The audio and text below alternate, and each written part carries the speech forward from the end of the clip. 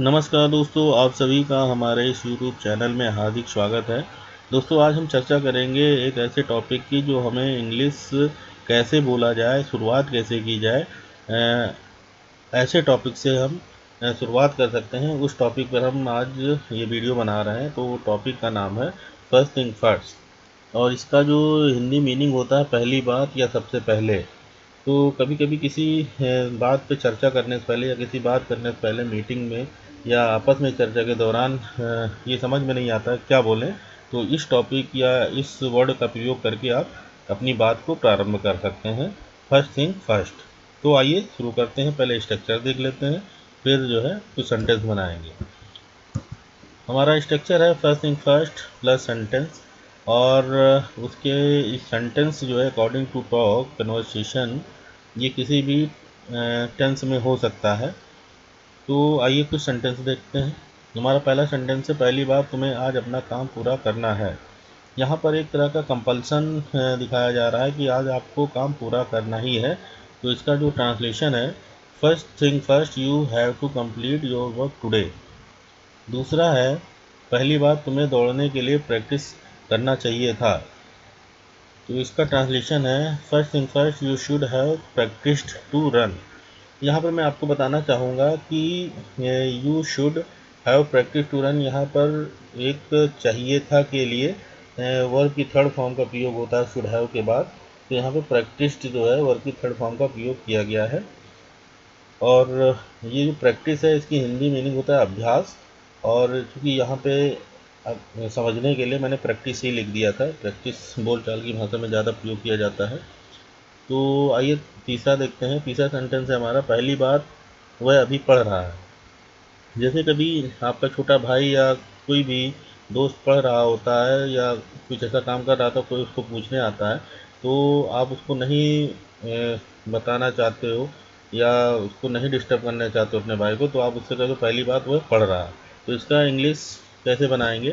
First thing first is reading right now. चौथा है, पहली बार तुम्हें बाजार जाना पड़ेगा। यहाँ पे भी कंपल्सन का बोध है कि तुम्हें बाजार जाना ही पड़ेगा। तो इसको बनाएंगे, first thing first you will have to go to market. यहाँ पे फ्यूचर की बात हो रही कंपल्सन की, कि फ्यूचर में आपको जाना पड़ेगा। तो पांचवा है, पहली बार तूने फुटबॉल मैच जीत लिया है। तो इसका जो ट्रांसलेशन है, first thing first they have one the football match. Next topic है हमारा नो इन नो हरी, और इसके जो हिंदी मीनिंग होती है, कोई जल्दी नहीं है, कोई जल्दबाजी नहीं है।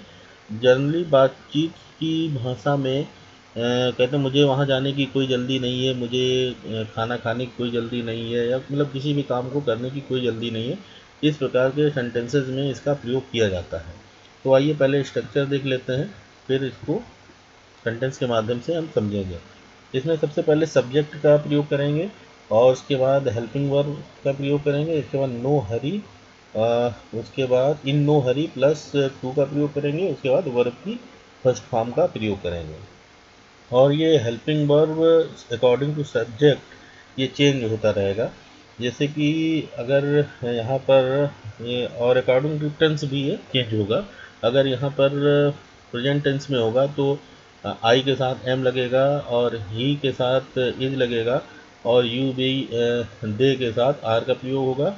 जबकि अगर पास्ट की बात होगी तो वाज वर का प्रयोग होगा, और अगर फ्यूचर की बात होगी तो विल का प्रयोग किया जाएगा। तो आइए देखते हैं। हमारा पहला सेंटेंस है, उसे दिल्ली जाने की कोई जल्दी नहीं है। तो इसका ट्रांसलेशन है, he is in no hurry to go to Delhi. दूसरा है, उन्हें मैदान में खेलने की कोई जल्दी नहीं है। इसका ट्रांसलेशन है, they are in no hurry to play in the field. तीसरा है, अब उसे बाजार जाने की कोई जल्दी नहीं थी। He was in no hurry to go to market now. Now पहले भी लगा सकते हैं, बाद में भी लगा सकते हैं। यहाँ पर उसे सच बताने की जल्दबाजी नहीं करनी चाहिए। तो he should in no hurry to tell truth. पांचवा है, तुम्हें बम्बई जाने की कोई जल्दी नहीं होगी, फ्यूचर टेंस का सेंटेंस है। इसका ट्रांसलेशन होगा you will be in no hurry to go to Mumbai. अब ये तो जल्दी ना होने की बात थी। अगर आपको ये कहना हो कि अब आपको वहाँ जाने की जल्दी है या आप जल्दी में हैं, तो इसको कैसे करेंगे, तो आइए उसको भी देखते हैं।